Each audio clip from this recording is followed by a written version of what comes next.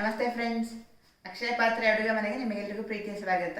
ಎಲ್ರಿಗೂ ಯುಗಾದಿ ಹಬ್ಬದ ಹಾರ್ದಿಕ ಶುಭಾಶಯಗಳು. ಯುಗಾದಿಗೆ ಹೋಳಿಗೆ ಎಷ್ಟು ವಿಶೇಷವೋ ಅಷ್ಟೇ ವಿಶೇಷವಾಗಿ ಮಾಡ್ತಾ ಇರುವಂಥದ್ದು ಸುಕ್ಕಿನ ಉಂಡೆ ಅಥವಾ ಸೊಕ್ಕುರುಂಡೆ. ಇವತ್ತು ನಾವು ಅದನ್ನು ಮಾಡೋಣ. ತುಂಬ ಸುಲಭವಾಗಿ ಮಾಡುವ ವಿಧಾನವನ್ನು ಈಗ ನೋಡ್ಕೊಳ್ಳಿ. ಸುಕ್ಕಿನುಂಡೆ ಮಾಡಲಿಕ್ಕೆ ನಾನು ಇವತ್ತು ಕಡಲೆಬೇಳೆಯನ್ನು ತಗೊಳ್ತಾ ಇದ್ದೇನೆ.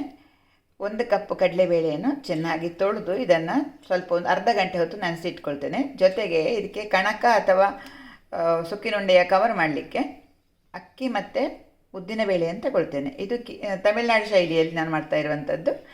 ಸಾಮಾನ್ಯವಾಗಿ ನಾವು ಅಕ್ಕಿಯನ್ನು ರುಬ್ಬಿ ಅಥವಾ ಅಕ್ಕಿ ಹಿಟ್ಟನ್ನು ಮೈದಾವನ್ನು ಬಳಸಿ ಮಾಡ್ತೇವೆ. ಇಲ್ಲಿ ಅಕ್ಕಿ 3/4 ಕಪ್ಪು, ಇದು ದೋಸೆ ಅಕ್ಕಿ 3/4 ಕಪ್ಪು, 1/4 ಕಪ್ ಆಗುವಷ್ಟು ಉದ್ದಿನಬೇಳೆ, ಇದೆರಡನ್ನು ಸೇರಿಸಿ ಚೆನ್ನಾಗಿ ತೊಳೆದು 1-2 ಗಂಟೆ ಹೊತ್ತು ನೆನೆಸಿಟ್ಕೊಳ್ತೇನೆ. ಇದನ್ನು ನಾನು ಕಣಕಕ್ಕಾಗಿ ಉಪಯೋಗ ಮಾಡ್ತಾ ಇದ್ದೇನೆ.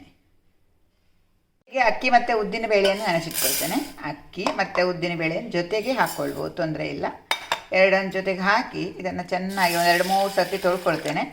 ತೊಳೆದು ಇದನ್ನು 1-2 ಗಂಟೆ ಹೊತ್ತು ನೆನೆಸಿಟ್ಕೊಳ್ತೇನೆ.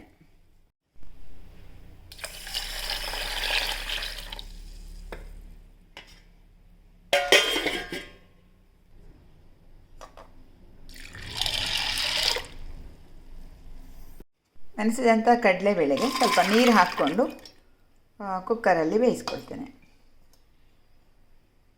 ಒಂದು ಅರ್ಧ ಗಂಟೆ ನೆಂದಿದೆ ಕಡಲೆಬೇಳೆ.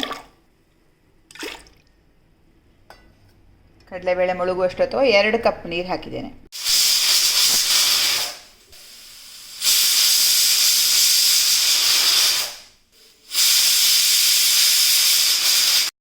ಕಡಲೆಬೇಳೆ ಚೆನ್ನಾಗಿ ಬೆಂದಿದೆ. ಇದು ನೋಡಿ, ಚೆನ್ನಾಗಿ ಈ ಥರ ಸಾಫ್ಟಾಗಿ ಬೇಯಬೇಕು.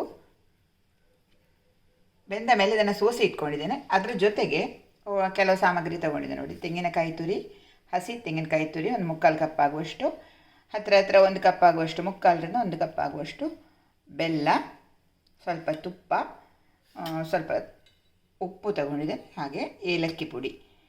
ಈಗ ಇದನ್ನು ಸ್ವಲ್ಪ ಬೆಂದಿರುವಂಥ ಈ ಕಡಲೆಬೇಳೆ ಇದೆಯಲ್ಲ, ಇದನ್ನು ಸ್ವಲ್ಪ ಮ್ಯಾಶ್ ಮಾಡ್ಕೊಳ್ಬೇಕು. ಇಷ್ಟು ಬೇಯಲಿಲ್ಲ ಅಂತಂದರೆ ಮಿಕ್ಸಿಗೆ ಹಾಕಿ ಒಂದು ಸ್ವಲ್ಪ ತಿರುಗಿಸ್ಕೊಳ್ಬೋದು. ಒಂದು ಲೋಟೆಯಲ್ಲಿ ಈ ಥರ ಜಜ್ಜಿಕೊಂಡ್ರೆ ಸಾಕು, ನುಣ್ಣಗಾಗಬೇಕಂತಿಲ್ಲ. ಈಗ ಒಂದು ಪಾತ್ರೆಗೆ ಸ್ವಲ್ಪ ತುಪ್ಪ ಹಾಕ್ಕೊಳ್ತಾ ಇದ್ದೇನೆ. 1 ಚಮಚ ಸಾಕು. 1 ಚಮಚ ತುಪ್ಪ, ಜೊತೆಗೆ ಬೆಲ್ಲ ಹಾಕ್ಕೊಂಡು ಕರಗಿಸ್ಕೊಳ್ತೇನೆ. ಬೆಲ್ಲ ಕರಗಬೇಕು. ಬೆಲ್ಲ ಕರಗ್ತಾ ಇದ್ದ ಹಾಗೆ ನಾವು ಇಲ್ಲಿ ಬೇಯಿಸಿ ಮ್ಯಾಶ್ ಮಾಡ್ಕೊಂಡಂಥ ಕಡಲೆಬೇಳೆಯನ್ನು ಕೂಡ ಹಾಕ್ಕೊಳ್ಳೋಣ. ಈಗ ಪುರಿ ಸಣ್ಣದು ಮಾಡ್ಕೊಳ್ತಾ ಇದ್ದೇನೆ. ಜೊತೆಗೆ ಹಸಿ ತೆಂಗಿನಕಾಯಿ ತುರಿ ಇದೆಯಲ್ಲ, ಅದನ್ನು ಕೂಡ ಹಾಕ್ಕೊಳ್ತಾ ಇದ್ದೇನೆ. ಯಾವುದೇ ಸಿಹಿ ಮಾಡುವಾಗ 1 ಚಿಟಿಕೆ ಉಪ್ಪು ಸೇರಿಸ್ಕೊಂಡ್ರೆ ಇದರ ರುಚಿ ಹೆಚ್ಚಾಗ್ತದೆ. 1 ಚಿಟಿಕೆ ಉಪ್ಪು.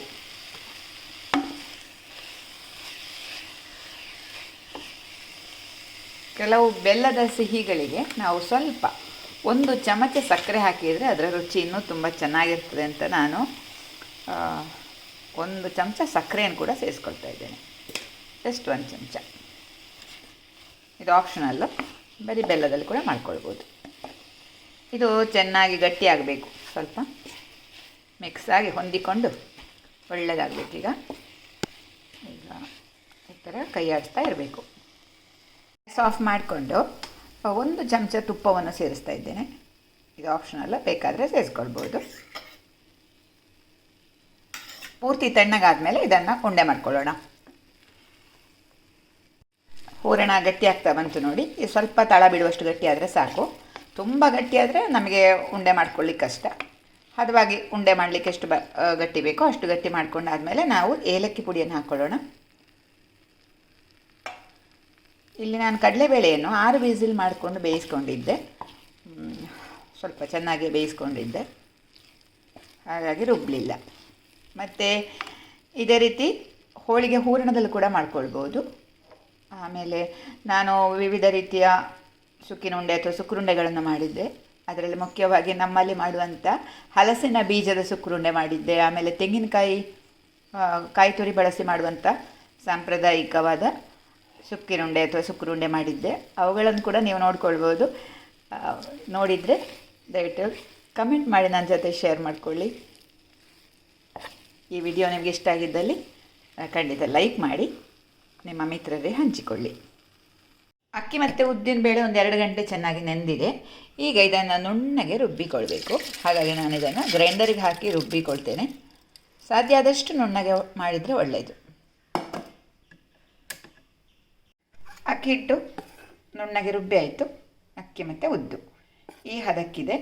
ಇದರ ಜೊತೆಗೆ ನಾನೀಗ ಒಂದು ಸ್ವಲ್ಪ ಉಪ್ಪು ಸೇರಿಸ್ತಾ ಇದ್ದೇನೆ. ಒಂದು ಅರ್ಧ ಸ್ಪೂನ್ ಆಗುವಷ್ಟು ಉಪ್ಪು, ಜೊತೆಗೆ ಇದೊಂದು 1-2 ಚಿಟಿಕೆ ಆಗುವಷ್ಟು ಅಡುಗೆ ಸೋಡಾ. ಇದು ಆಪ್ಷನಲ್, ಹಾಕಿದರೆ ಅದು ಒಳ್ಳೆ ಗೋಳಿ ಬಜೆಟ್ ಬಂದಾಗೆ ಬರ್ತದೆ. ಹಾಗಾಗಿ ನಾನಿಲ್ಲಿ ಹಾಕ್ತಾ ಇದ್ದೇನೆ. ಬೇಡ ಅನ್ನೋರು ಬಿಡ್ಬೋದು, ತೊಂದರೆ ಇಲ್ಲ. ಮತ್ತು ಒಂದು ಸಣ್ಣ ಸ್ಪೂನ್ ಆಗುವಷ್ಟು ಸಕ್ಕರೆ. ಇಷ್ಟು ವಸ್ತುಗಳನ್ನು ಸೇರಿಸ್ಕೊಂಡು ಚೆನ್ನಾಗಿ ಮಿಕ್ಸ್ ಮಾಡ್ಕೊಳ್ತೇನೆ.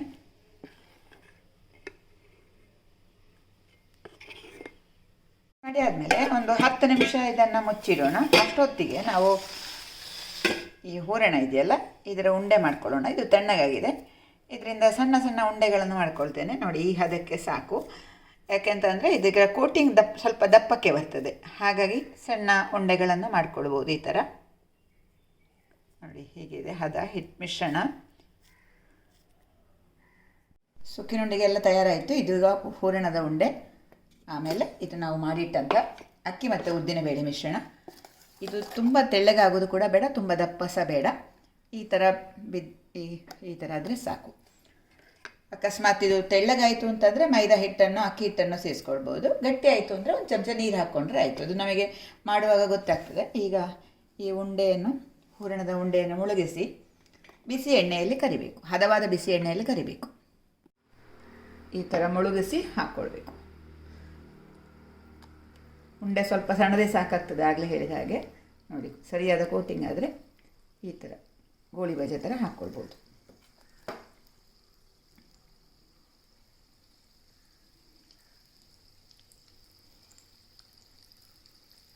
ಹೊಂಬಣ್ಣಕ್ಕೆ ಬಂದಾಗ ಇದು ರೆಡಿ ಆಯಿತು.